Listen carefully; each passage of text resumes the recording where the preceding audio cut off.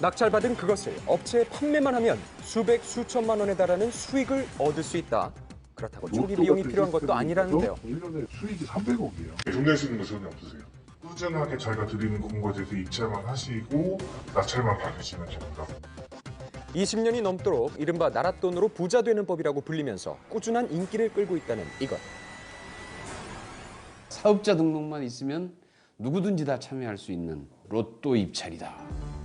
누구에게나 있을 법한 행운이라는 게 오히려 더 놀라운데요. 그건 정말 환상의 재테크일까요? 실제로 여러 차례 낙찰을 받아보았다는 한 제보자를 만나봤습니다. 수익률은 정상적으로 했을 때는 한 20% 정도는 수익률이 나는 것 같아요. 많으면 몇십억짜리도 나오고 보통 뭐 1, 2억, 몇 억짜리까지는 기본적으로 나오더라고요. 당첨되면 로또 맞았다라고 생각을 하는 거죠. 어떻게 그런 일들이 가능한 건지 그것의 정체를 물어봤습니다. 그의 대답은 군소품 입찰이 주로 각광받는 재테크 아이템이 군수품이라고요. 군대 유지와 전쟁 수행에 필요한 물품은 물론 정부가 구매하는 물자는 대개 나라 장터에서 공개적으로 입찰하는데요. 모종의 담합을 막기 위해서 추첨제로 해당자를 뽑기 때문에 사업자 등록만 있으면 누구나 참여가 가능한 거죠. 야간 전투의 승패를 좌우할 만큼 중요한 야간 투시경. 이 장비를 만들어서 납품한 사람은 과연 누굴까요? 공급을 따낸 대박 신화의 주인공을 직접 찾아가 보기로 했습니다. 여기가 야간 투시경 공급업체 같은데? 야간 투시경과 조경 청소 용역 업체는 얼핏 아무런 관련이 없어 보이는데요. 직접 확인해 보기로 했습니다. 우리의 의혹들에 대해서 과연 어떤 입장일까요? 야간 투시경을 공급하셨던 적이 있으신가요? 네, 맞아요. 왜요? 원래 뭐 하시는 업체이신지 여쭤봐도 될까요? 좋은 쪽이세요? 지금 나쁜 쪽이세요? 치과랑 나쁜 쪽으로 분야하시는 거 아니에요? 어떻게 이런 상황이 벌어지고 있는지 답답하기만 한데요. 저희도 생산을 하진 않아요. 판매하는 업체 있잖아요. 네. 저희가 의뢰하는 거죠. 생산을 하진 않는데 판매는 가능하다는 거예요? 그때 판매, 교섭하면 뭐 어디든지 다 가능하니까 등록만 해놓으면. 저희가 만약에 저희 본업이 있는데 어떻게 본업 먹고 살아요? 본업만 갖고 어떻게 살아요 다들? 업체가 소상기업인데.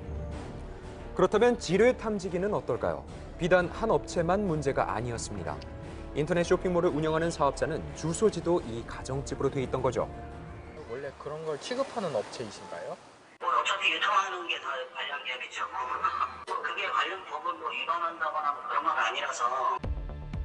군수품과 전혀 관계가 없는 업체는 수두룩했습니다. 특수작전용 칼은 한 피부관리질이, 폭발물 탐지기는 한 부동산 중개소가 낙찰받았고 8천만 원 규모의 초음파 탐상기는 마사지숍이 따낸 시기였습니다. 믿기지 않는 현실이죠. 이게 전체적으로 다 세금이죠.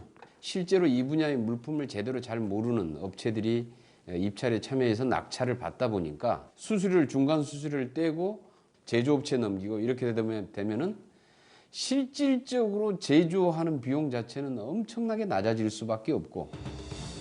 이런 일이 벌어진 건 바로 입찰 방식 때문. 군수품에 대해서 전혀 모르지만 무조건 신청해서 낙찰만 받으면 돈벌이가 된다는 말에 응찰했던 거죠. 그런데 문제는 비단 이뿐만이 아니었습니다. 정보회사가 있어요. 입찰 정보회사. 저희가 일일이 다 다니면서 시장도 할 수는 없는 거고 수수료 받아가면서 이제 자기네도 중개 메이커를 해주는 거죠. 정보도 주고. 이권이 얽힌 사업에는 꼼수가 따르기 마련이죠. 이른바 복권으로 인식되는 입찰에 전문업자도 활개를 치고 있다는 겁니다. 우리는 직접 중개업자를 만나보기로 했습니다. 먼저 군수품 입찰의 간편한 방식을 내세웠는데요. 공공기관 이런 데서 물건을 사겠다 공고를 내면 따로 돈 들어가실 것도 없으시고 사업자 등록증만 있으시면 이 입찰에 참여가 가능하세요. 무작위 추첨이기 때문에 많이 넣으면 넣을수록 당첨될 확률도 높다는 이야기. 의심스러운 대목도 있었습니다. 참여할 때 금액을 적어내야 돼요. 네, 그 금액을 적어야 되는데 산정하시기 어렵잖아요. 일일이 다 계산하고 하시기 어려우니까 저희가 편하게 가격을 산정하시라고 이렇게 도구를 제공해 드립니다.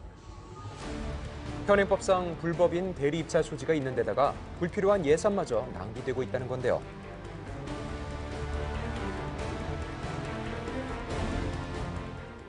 결국 실제로 군수품을 만들어서 공급하는 업체는 응찰을 해도 처음에는 낙찰 가능성이 거의 없어졌다고 입찰 합니다. 금액의 5% 정도면 됐기 때문에 그때는 저희도 그건 인정을 해줬어요. 점점 퍼센테이지가 커져서 뭐 제일 세게 저거 할 때는 20%까지 올라간 거예요. 회사를 운영하다 보니까 운영을 하려면 적정 마진이 생겨야 되는데 그게 안 생길 거고, 그래도 덜 손해나는 쪽으로 하다 보니까 이게 악순환이 계속되는 거죠. 과연 누구를 위한 또 무엇을 위한 조달 시스템일까요? 전문가도 당국의 현행 제도를 개선해야 한다고 지적합니다. 종합심사의 단점을 극복하고자 만든 제도인데 이걸 또 악용하다 보니까 사실 이런 문제가 생기거든요. 올바르지 못한 저품질의 물건이 납품되다 보니까 당연히 못 쓰게 되고 그것은 고스란히 국민의 부담으로, 경제적 부담으로 돌아오기 때문에 이런 거는 굉장히 지양돼야 되는 부분이라고 보고, 이런 전문 물품의 경우에는 입찰 자격 조건들을 제한을 좀 둘 필요도 있다. 이런 부분에서 입찰 자격 조건을 좀 엄격하게 적용할 필요가 있다는 생각입니다.